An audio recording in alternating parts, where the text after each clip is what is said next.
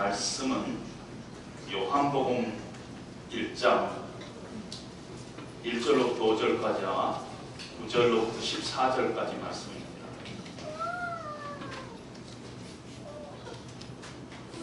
요한복음 1장 1절로부터 5절까지 9절로부터 14절까지 제가 대표로 봉독하겠습니다. 태초에 말씀이 계시니라. 이 말씀이 하나님과 함께 계셨으니 이 말씀은 곧 하나님이시니라. 그가 태초에 하나님과 함께 계셨고 만물이 그로 말미암아 지은 바 되었으니 지은 것이 하나도 그가 없이는 된 것이 없느니라. 그 안에 생명이 있었으니 이 생명은 사람들의 빛이라. 빛이 어둠에 비추되 어둠이 깨닫지 못하더라. 9절 찬빛 곧 세상에 와서 각 사람에게 비추는 빛이 있었나니 그가 세상에 계셨으므로 세상은 그로 말미암아 지은 바 되었으되 세상이 그를 알지 못하였고 자기 땅에 오매 자기 백성이 영접하지 아니하였으나 영접하는 자 곧 그 이름을 믿는 자들에게는 하나님의 자녀가 되는 권세를 주셨으니 이는 혈통으로나 육정으로나 사람의 뜻으로 나지 아니하고 오직 하나님께로부터 난 자들이니라. 말씀이 육신이 되어 우리 가운데 거하심에 우리가 그의 영광을 보니 아버지의 독생자의 영광이요 은혜와 진리가 충만하더라. 아멘. 기도하겠습니다. 하나님 아버지, 이 시간 하나님의 말씀 앞에 저희들이 섰습니다.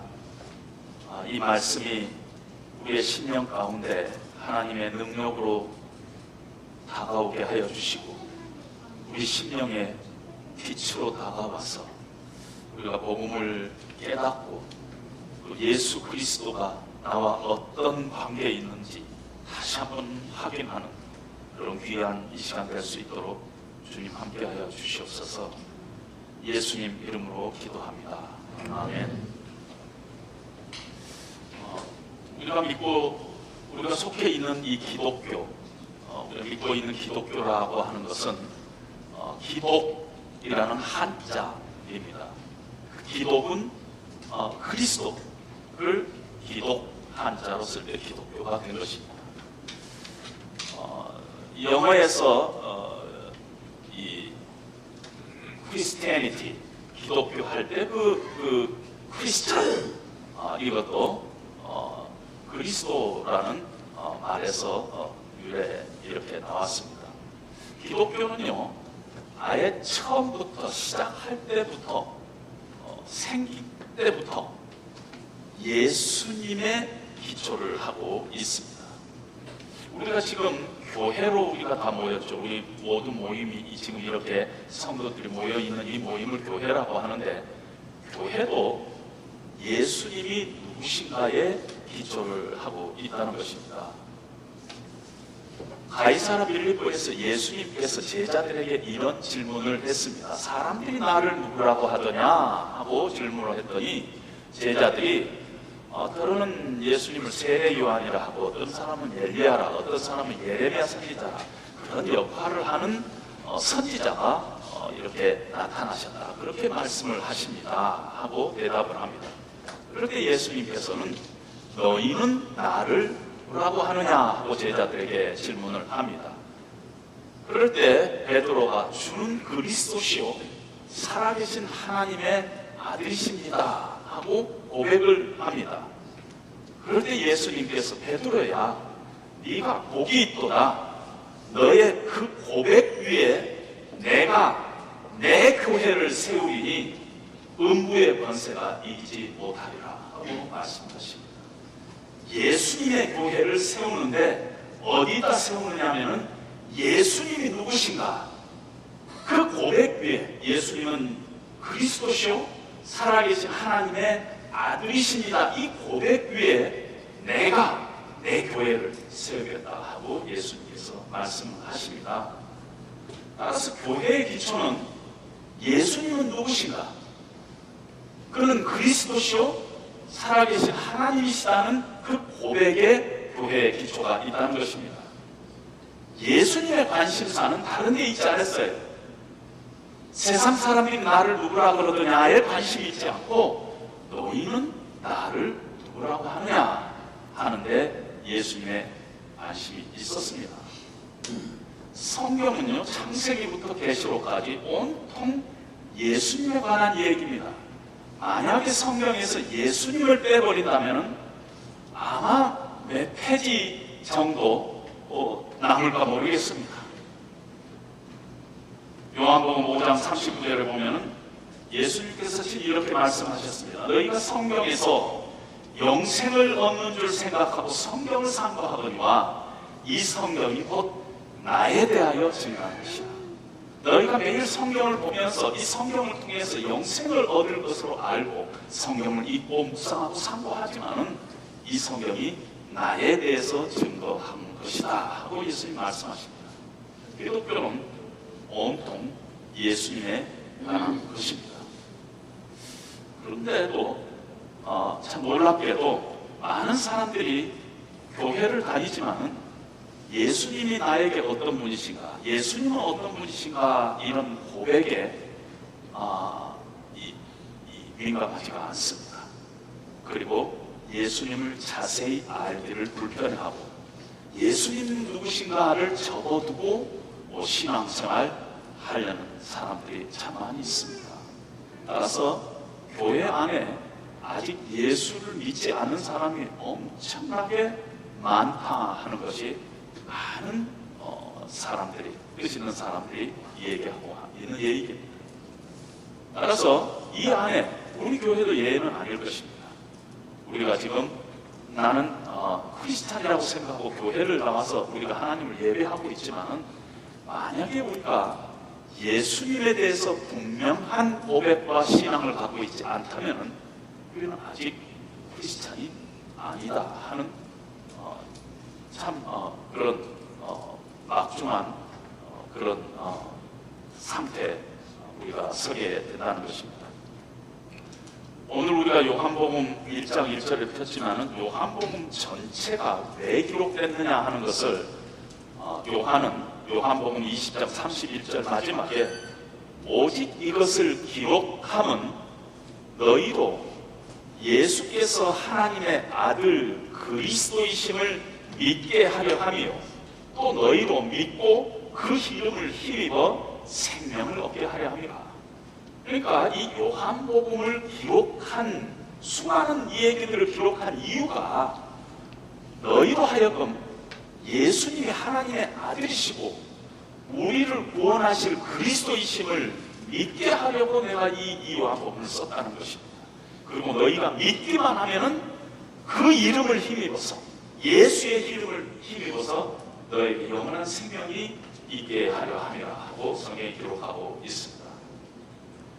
따라서 요한복음은 예수님이 누구신가, 어떤 분이신가 그걸 우리가 분명히 믿고 그분이 하나님의 아들이시고 나의 구원자이심을 믿고 고백하면서 우리가 영원한 생명을 얻게 하려 하는 것이 첫 번째 목적입니다. 그러나 그걸로 끝나지 않고 요한복음 10장 10절에 보면은 내가 온 것은, 예수님께서 내가 온 것은 양으로 생명을 얻게 하고 더 풍성히 얻게 하려 함이라.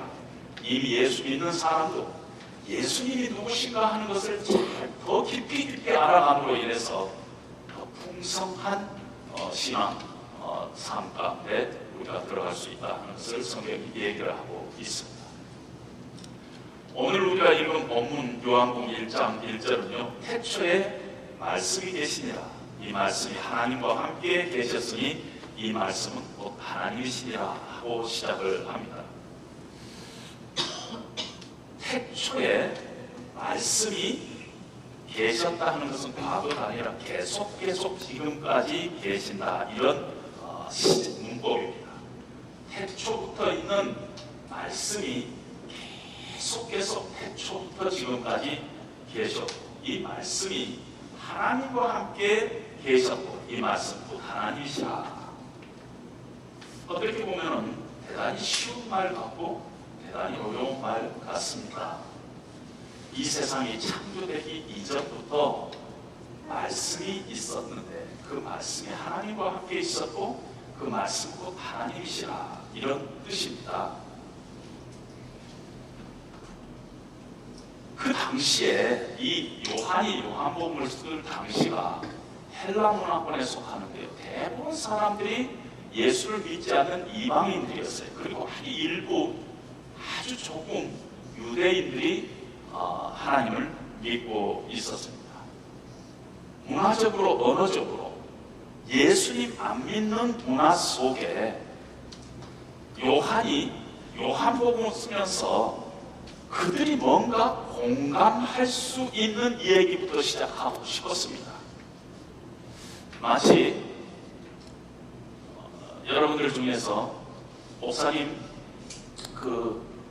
미국에 어디서 살다 오셨어요? 그러면 제가 세인트루이스에서 살다 왔습니다. 세인트루이스가 어딘데요? 잘 모르면 그 유명한 야구팀 카디널스 있는데요. 그리고 그 사람들이 알만한 어떤 지식을 동원해서 같이 이 얘기를 풀어가려고 하지 않습니까? 요한도 마찬가지입니다. 뭔가 공감할 수 있는 이 얘기를 가지고 시작해야 되겠다 하고 끄집어낸 단어가 말씀입니다. 태초에 로고스가 계셨느니라. 이 로고스라는 단어예요. 단순한 단어가 아닙니다. 로고스는 헬라인들에게 너무너무 익숙한 단어였어요. 로고스는 의사표시를 하기 위한 단순한 말도 그들은 로고스라고 얘기했고요. 그들은 마음속에 아직 표현되지 않았지만 곧 표현할 마음속의 생각, 의지, 이것도 로고스라고 얘기했습니다. 뿐만 아니라 이 헬라인들은 이 우주를 바라볼 때 정말 우주가 너무너무 질서적이고 계획적으로 움직이고 있다고 믿었습니다. 어떻게 1년이 365일, 한 달이 30일, 1시간이 60분, 1분이 60초 이렇게 돌아가고 있느냐? 정말 이 우주를 바라보니까 아주 질서가 있고 계획이 있다는 것입니다. 그런데 헬라 사람들은 어떻게 생각하느냐면은 이 천지의 이 질서를 누군가가 지금 쥐고 움직이고 있다. 그렇지 않고서는 이렇게 질서 있게 우주가 움직이지 않는다. 그래서 그들은 어떻게 생각했느냐면 이 우주 안에 로고스가 있다고 생각했습니다. 큰 지성이 있어서 마치 인간의 마음속에 우리가 생각을 가지고 글로 표현하고 또 그 생각을 행동으로 옮기듯이 이 거대한 우주 안에 절대적인 지성이 있다는 거예요. 절대적인 정신, the great soul이 있어가지고 지금 우주를 지금 붙잡고 운행하고 계시는 절대적인 지성, 높은 경지의 생각, 절대적인 지혜, 전지전능한 어떤 생각을 가진 분, 이런 분이 이 우주를 움직이고 있는데 그 절대적인 지성을 그들은 로고스라고 얘기를 했습니다. 그래서 절대적인 지성이 삼남한상을 지금 질서 있게 운행을 하고 계신다. 그들은 이렇게 생각했어요. 그래서 필로라는 그 철학자는 로고스는 우주의 선장이다, 이런 말, 우주를 움직이는 선장이 누구냐면 로고스다, 이렇게 얘기를 했고요. 헤라클리토스라는 철학자는 로고스는 신이 아니냐라고까지 얘기했습니다. 따라서 요한이 요한복음을 쓰면서 태초에 로고스가 계시니라 했을 때 그 헬라 사람들은 다 놀라지 않았어요. 당연하지. 태초부터 로고스가 있지. 이 우주를 봐라. 이 우주의 절대적인 지성이 이 우주를 움직이고 있지 않느냐. 로고스를 얻으라는 말에 너무 당연하다고 그들은 생각하고 놀라지 않았습니다. 굉장히 중요한 분이 이 우주를 붙잡고 있다, 그렇게 그들이 믿고 있었기 때문입니다. 그런데 유대인들은 달랐어요. 유대인들은 요한이 태초에 로고스가 있었다, 태초에 말씀이 있었다, 태초부터 말씀이 있었다 했을 때 그 로고스를 듣는 순간 유대인들은 그대로 하나님의 말씀이다 이렇게 생각했습니다. 창세기 1장 1절에 하나님께서 태초에 하나님께서 말씀으로 천지를 창조하시니라. 하나님이 가라사대 빛이 있으라 하니 빛이 있었고 그 창세기에 하나님의 말씀이 천지를 창조했다는 그 말씀을 그대로 놓은 것입니다. 선지자들이 목숨을 걸고 외쳤던 그 하나님의 말씀, 하나님께서 내 입에서 나오는 말이 한번 나가면 절대 헛되이 되지 않고 헛되이 내게로 돌아오지 않고 나의 뜻을 이루리라 하는 그 하나님의 말씀, 하나님께서 한번 말씀하시면 그것이 행동으로 옮겨지는 그 말씀을 받으면, 제대로 하나님의 말씀으로 받으면 그 사람의 삶 전체를 이렇게 움직여버리는 그 말씀, 하나님의 능력의 말씀으로 그들은 받았습니다. 왜냐하면 다 알고 있었어요. 하나님께서 말씀으로 천지를 창조하시고 말씀으로 애굽에서부터 이스라엘 백성들을 구원하셨고 말씀으로 홍해를 갈랐었고 말씀으로 이스라엘 백성들을 위경에서 건지시고 말씀으로 치유하시고 말씀으로 위로하셨던 것들을 그들은 하나님의 말씀 구약에서 너무너무 많이 경험을 했기 때문에 하나님께서 저가 그 말씀을 보내어 저희를 고치사 위경에서 건지시는도다. 하나님께서 늘 그들을 위험에서 건지고 그들을 위로하고 고치시고 할 때마다 하나님께서 말씀이라는 것을 사용했어요. 너희는 내게 나와 들으라. 그러면 너희 영혼이 살리라.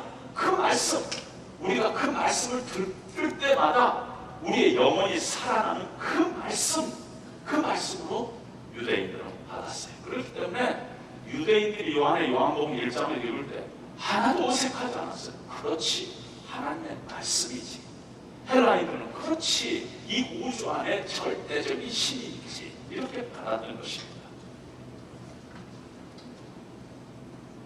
태초에 로고스가 있었다 하고 시작을 했을 때 유대인이나 헬라인이나 다들 당연한 것으로 받았습니다. 우주를 움직이는 절대적인 정신, 절대적인 지성이 있다. 우주의 배후에는 절대적인 신이 있다. 하나님의 능력의 도구로 하나님께서 늘 말씀을 사용하셨고 그 말씀이 어느 때는 하나님 자신과 같았다 하고 유대인들은 그렇게 생각했어요. 로고스는 모든 것의 중심이었고 로고스는 모든 것의 시발점이었고 로고스는 모든 것의 출발이었어요. 그렇기 때문에 유대인들이나 헬라인들이나 요한이 태초에 로고스가 있었다 했을 때 아무도 거기에 의심을 하지 않았습니다. 그런데 요한은 거기서 끝나지 않고 이 로고스가 바로 예수님이다 하고 증거를 하고 있습니다. 태초에 로고스가 있었습니다. 이 로고스가 하나님과 함께 계셨는데 이 로고스는 하나님이라. 여러분, 이 말이 조금 어색하지 않아요? 하나님과 함께 있었으면 하나님은 아니잖아요. 뭔가 하나님 아닌 다른 사람이니까 하나님과 함께 있었다 그러죠. 그런데 바로 그 로고스는 하나님이시다 하고 얘기를 합니다. 뿐만 아니라 요한은 말씀이 육신이 되어서 우리 가운데 텐트를 치매 우리가 그 영광을 보니 아버지 독생자의 영광이요 은혜와 진리가 충만하더라 하고 얘기를 합니다. 그리고 오늘 우리가 읽지는 않았지만 17절에 그 은혜와 진리는 예수님으로부터 말미암은 것이라고 얘기하고 18절에는 원래 하나님을 본 사람이 없으되 아버지 품속에 있는 독생하신 하나님이 우리 가운데 나타나셨느니라.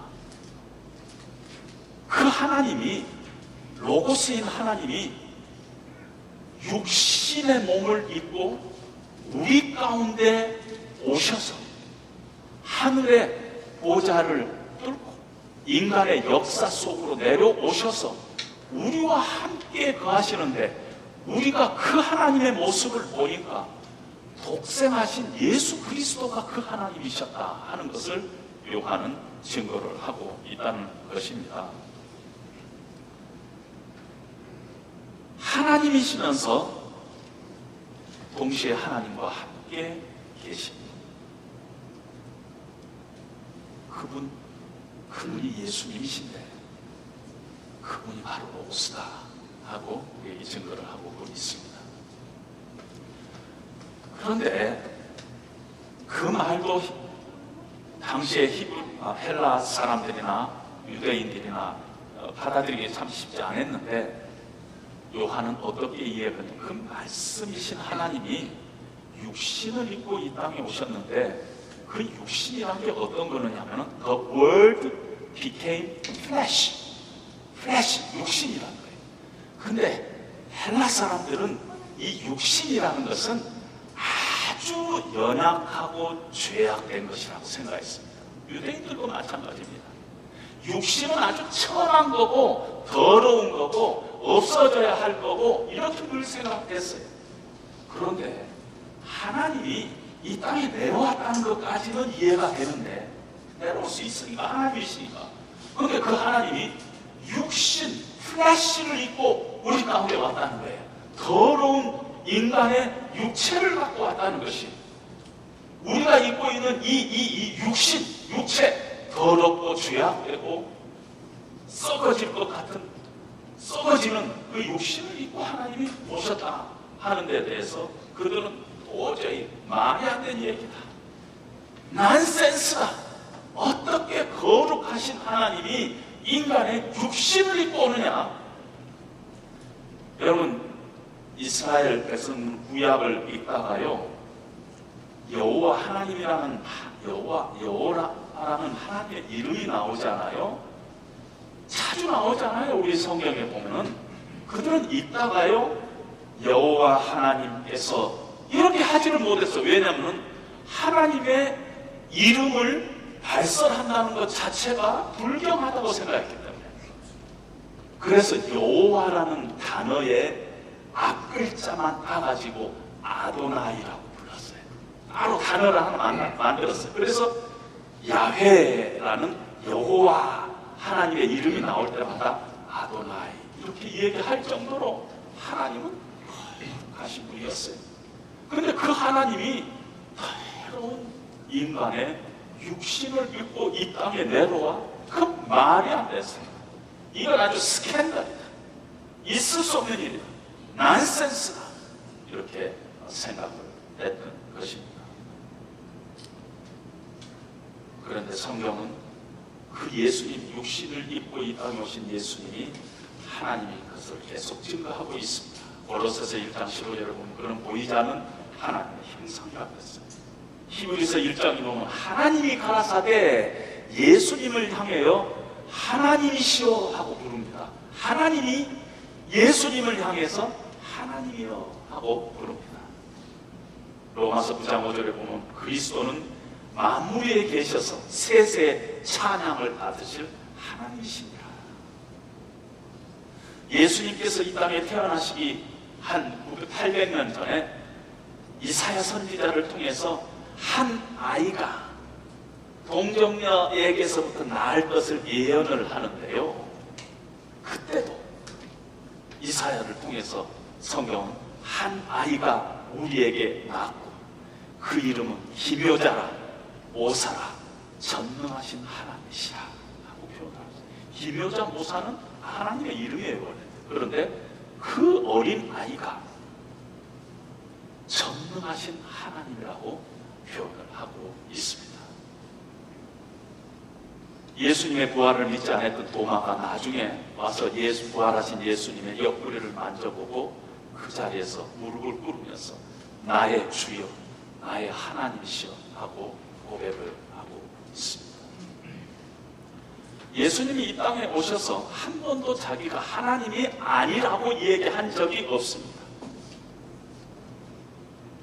아브라함이 나의 때를 볼 것을 즐거워하였느니라. 아브라함은 조상이에요.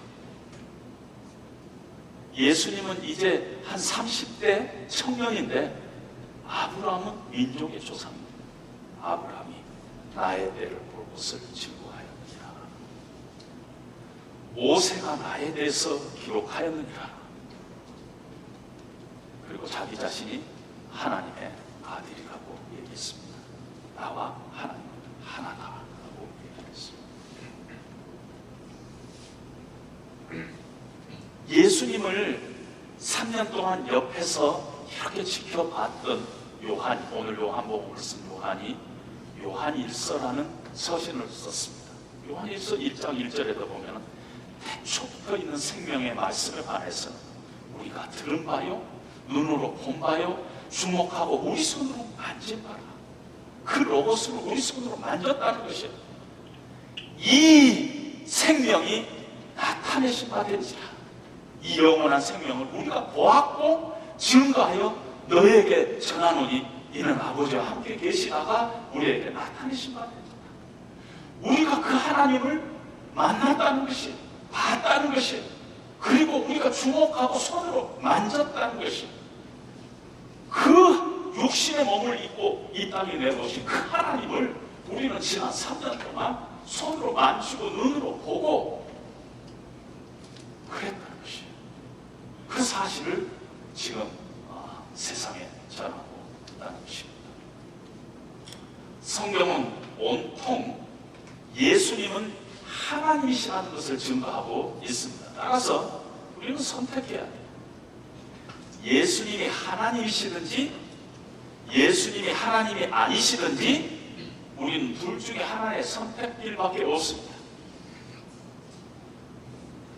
만약에 성경에서 이렇게 증거하고 있는 예수님이 하나님이시다는 걸 증거하고 있는 것을 내가 인정하지 않는다면, 받아들이지 않는다면 예수님은 세계 4대 성인 중에 한 사람도 아니고요, 예수님 훌륭한 사람도 아니에요.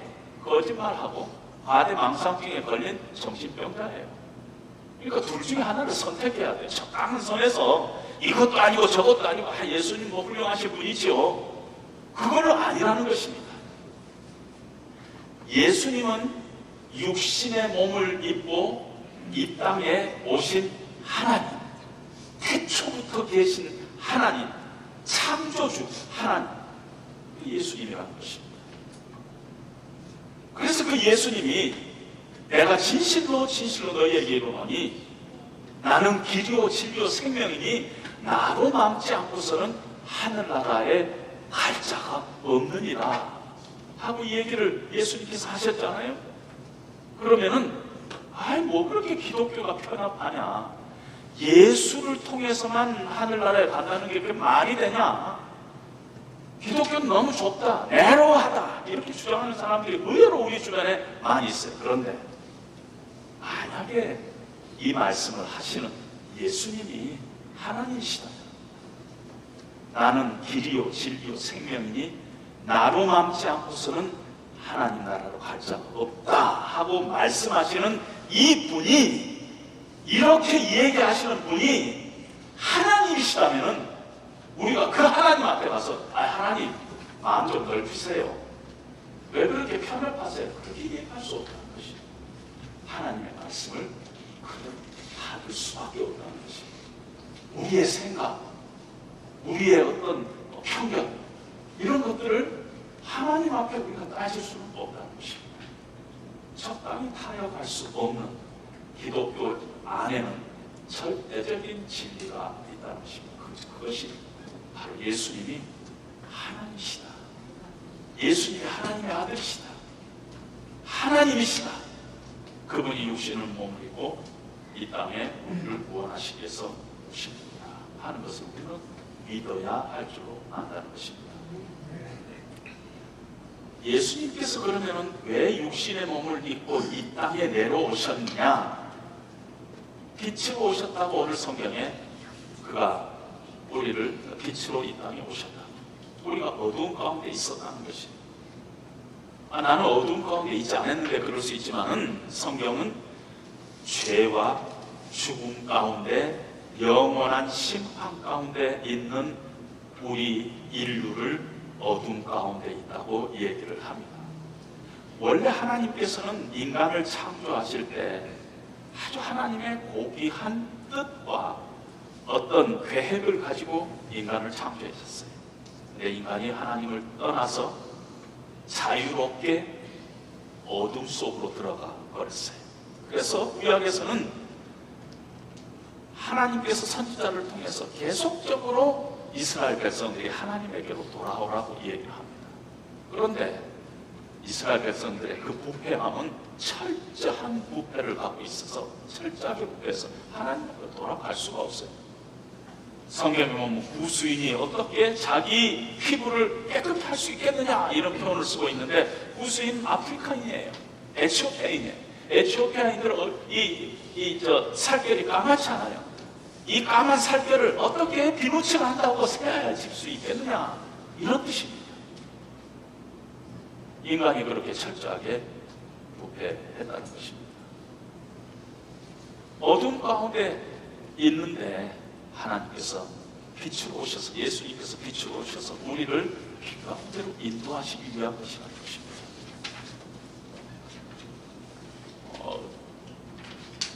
거의 지금부터 한 40년은 됐나요? 제가 한국에 있을 때 이렇게 기업체 처음에 대학을 졸업하고 취직을 했어요. 그 당시에는 처음 회사에 입사하면은 이 신입사원 수련회를 하는데 뭐 한 5박 6일 이렇게 수련회를 합니다. 근데 그 중에 하룻밤은 우리들을 데리고 한 방에 한 5-6명이라면 5-6명을 데리고 산속 공동묘지로 우리를 데리고 갑니다. 그래갖고 밤 12시에 거기다 묶어놓고 그 조교는 떠나버려요. 우리가 그 공동묘지 근방에서 이렇게 헤매다가 이제 오는 그런 훈련이 있어요. 무슨 뭐 때문에 그런가 모르는데 아마 담력을 키우라 그런가 모르겠어요. 요즘은 그런 일이 없겠지만. 그런데요, 깜깜하고 어두우니까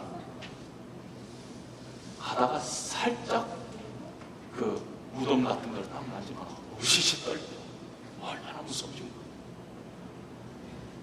나무 하나에도 살짝 부딪히면 깜깜하니까 놀라고요.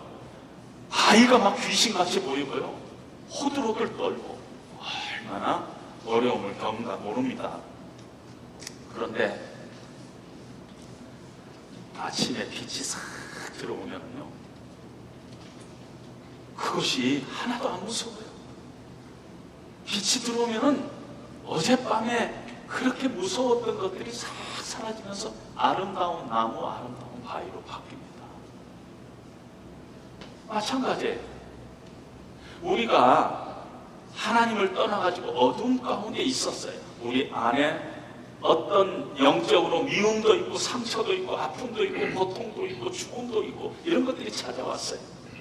무섭고 피곤하고 힘들고 춥고 이런 것들이 우리 가운데 어둠으로 잡혀잡았는데, 빛이신 예수님께서 우리 가운데 오셔서 우리에게 기쁨을 주고 우리에게 평강을 주고 우리에게 자유를 주고 그런 재창조의 역사를 하나님께서 예수님을 통해서 하시기 위해서 이 땅에 오셨습니다. 본래 우리가 이 땅에서 누려야 할 그 자리로 우리를 다시 데려가기 위해서 빛이신 예수님께서 오셔서 어둠 가운데 있는 우리를 빛으로 인도해 보시기 위해서 오셨습니다. 그러면 우리는 어떻게 빛으로 나올 수 있는가? 어떻게 빛의 자녀가 될 수 있는가? 어떻게 우리에게 영원한 생명을 우리가 얻을 수 있는가? 어떻게 하나님의 자녀가 될 수 있는가 했을 때 요한복음 1장 12절에는 영접하는 자, 곧 그 이름을 믿는 자들에게는 하나님의 자녀가 되는 권세를 주셨다 하고 성경이 이해가고 있습니다. 예수님에게 있다는 것이에요. 예수님을 영접해야 된다는 거예요. 이 영접이 한국말로 번역을 영접이라고 하니까 많은 사람이 영적으로 접한 줄로 착각을 하고 있어요. 영접으로 접하지는 않았는데요. 그러니까 아직 나가 예수 믿는 사람이 아니라는 것입니다. 영어 성경에는 뭐라고 되어 있냐? accept.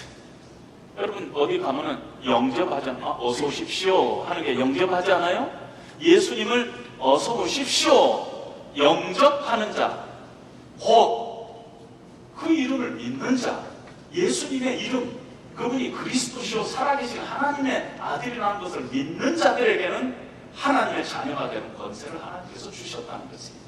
그러니까 영접이 나는 어떤 영적으로 이상하게 해석하지 말고 예수님을 내 인생 가운데 억셉트하는 것이에요. 억셉트하는 것이에요. 받아들이는 것이에요.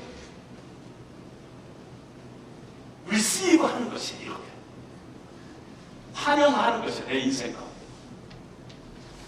그런데 주의해야 할 것은 영접하는 자고 그 이름을 믿는 자들에게는 하나님의 자녀가 되는 권세를 주셨으니 하고 끝내버렸으면 될 텐데 그 다음 절에 이는 혈통으로나 육정으로나 사람의 뜻으로 나지 아니하시고 오직 하나님께로 난 자들이니라. 이상한 말을 하고 있습니다. 그것이 우리가 예수님을 영접하는 일이 사람의 뜻으로 되는 것이 아니라는 것이에요. 어떤 육신적인 어떤 욕구 가지고 되는 것이 아니라는 것이에요. 어떤 혈통으로 되는 것이 아니고 오직 하나님으로부터 난 자들인 것이에요. 이 말은 무슨 말이냐면은 우리가 예수님을 억셉트하기 이전에 하나님께서 은혜로 우리를 먼저 억셉트했다는 것이에요. 억셉트했다는 것이에요.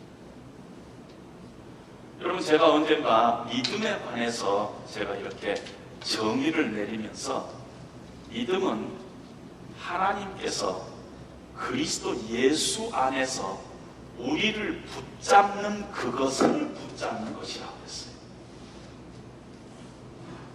다시 말씀드리면은 하나님께서 예수 그리스도 안에서 우리에게 은혜로 우리를 구원하신 그 하나님의 사랑과 은혜, 그런 부분을 우리가 붙잡는 것이 믿음이라는 것이죠. 그러니까 믿음은 내가 어떤 것을 붙잡는 것이 아니라 하나님께서 예수 그리스도 안에서 우리를 붙잡았던 그것을 우리가 붙잡는 것이에요.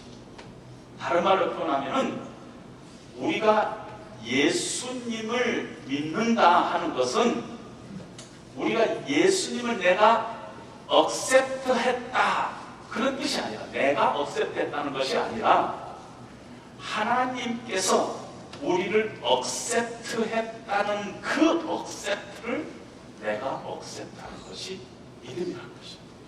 하나님께서 우리를 죄 가운데 있는데 하나님께서 은혜로 우리는 하나님의 자녀를 삼았어요. 뭐 때문인가 몰라.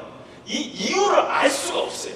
만극하신 하나님의 사랑 때문에 우리가 아직 죄인일 때, 예수님과 원수 되었을 때, 죄와 허물로 죽어있는 그때 긍휼이 풍성하신 하나님께서 우리를 향하신 큰 사랑으로 인해서 우리를 하나님의 자녀 삼아버렸어요.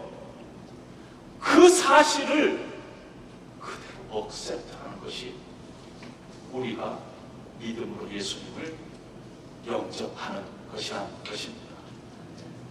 우리가 하나님을 억셉트하기 이전에 우리를 억셉트한 그 억셉트를 우리가 억셉트한다면 그것이 바로 믿음이라는 것입니다. 말이 조금 복잡하지만 충분히 여러분들이 이해를 하기 위해서, 다른 말로 표현하면 어느 것이 먼저라는 것이, 내 믿음이 중요하냐 아니면 하나님의 은총이 중요하냐 했을 때 하나님의 은총이 먼저라는 것입니다. 그래서 요한 1서 5장 1절에 보면은 예수께서 그리스도이심을 믿는 자마다 하나님께로부터 난 자니, 이런 말씀이 있습니다.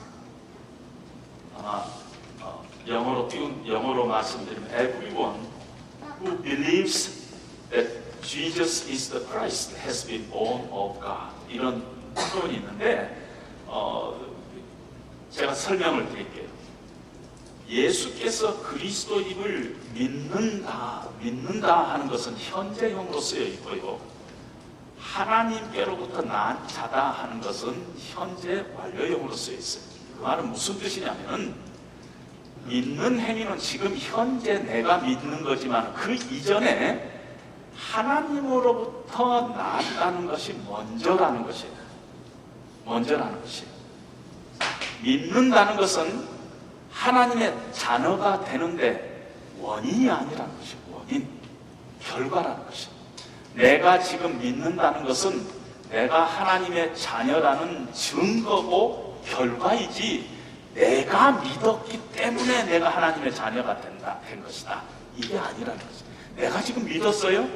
근데 그 믿음은 하나님께서 정말 은혜로 우리에게 믿음까지도 주셔가지고 내가 믿게 된 것이에요. 하나님의 은총이 먼저 있었어요. 근데 내가 지금 보니까 지금 믿고 있어요? 그러면 나에게 은혜가 임했다는 증거라는 것이에요. 내가 믿고 있다는 것은.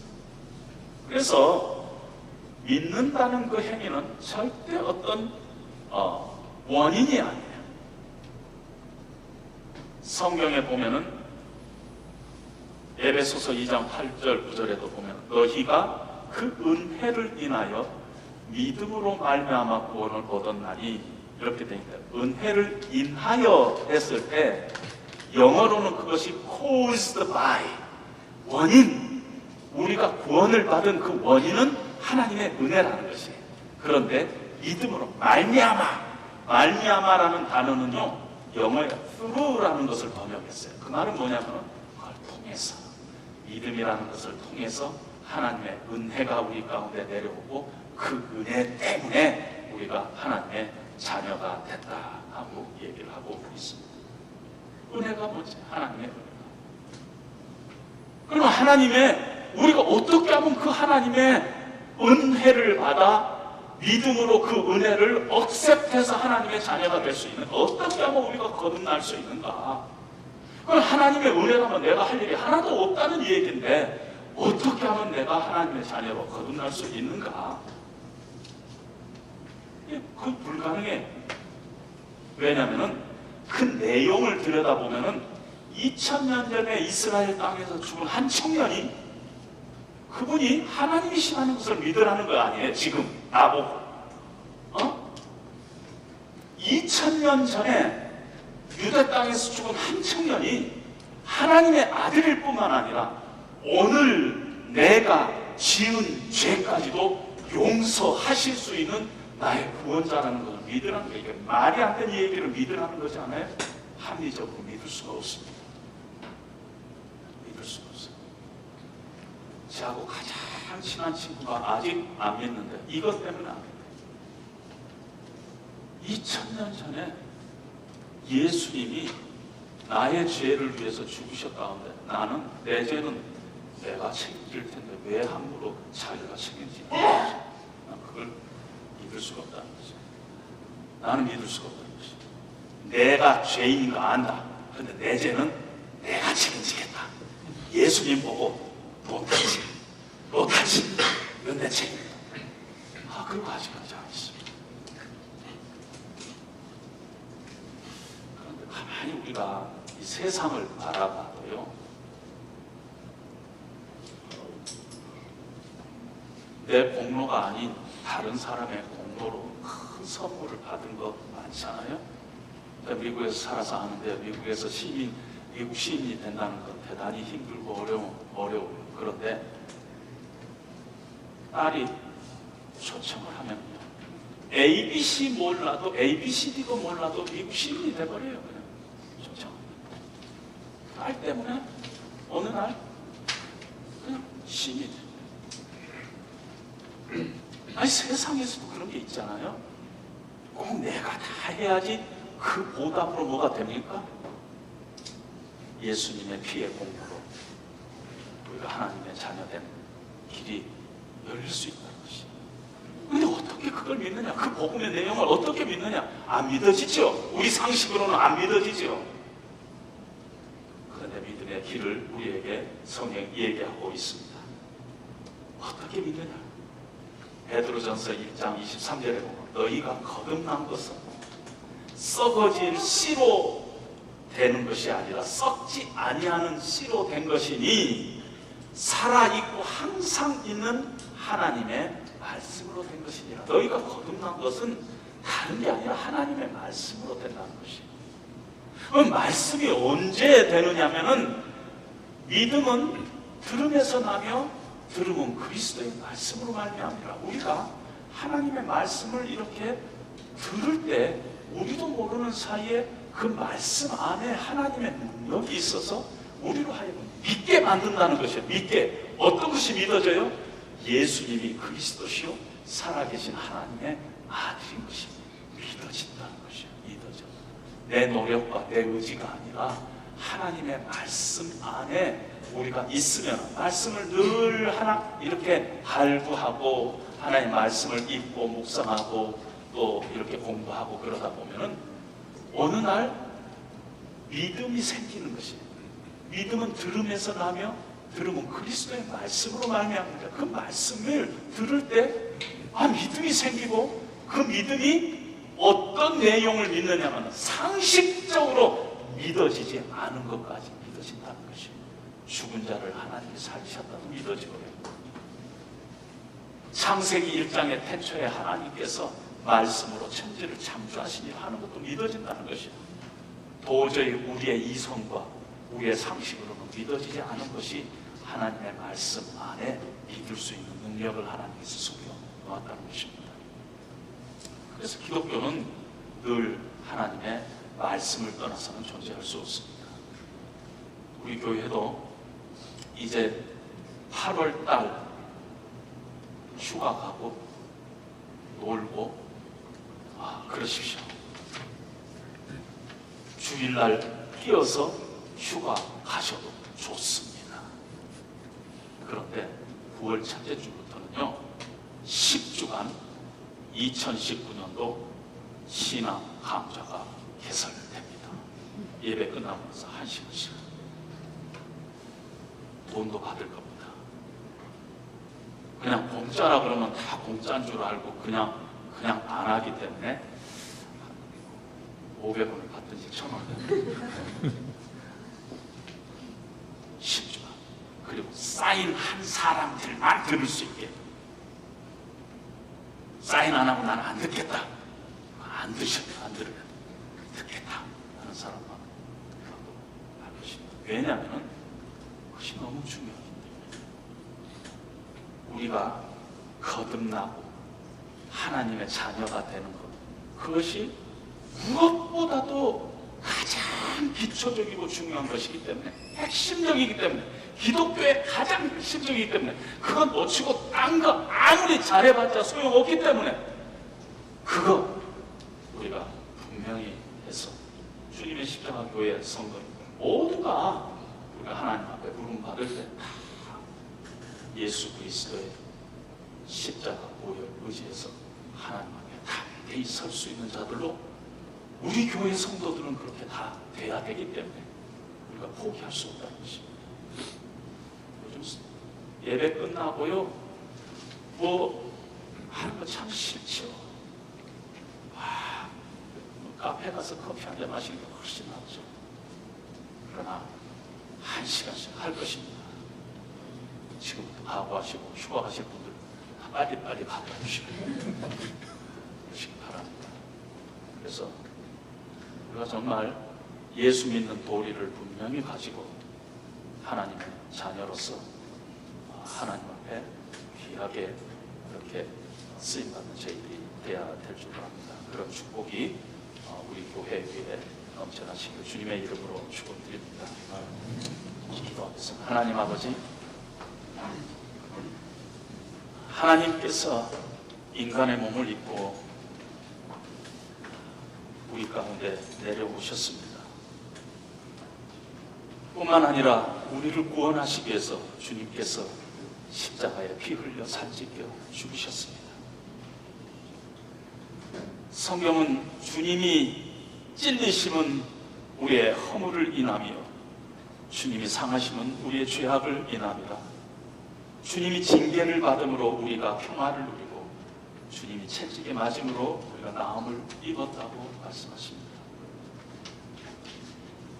우리처럼 연약한 육체를 입고 하나님께서 육신의 몸을 입고 이 땅에 사셨던 것을 기억합니다.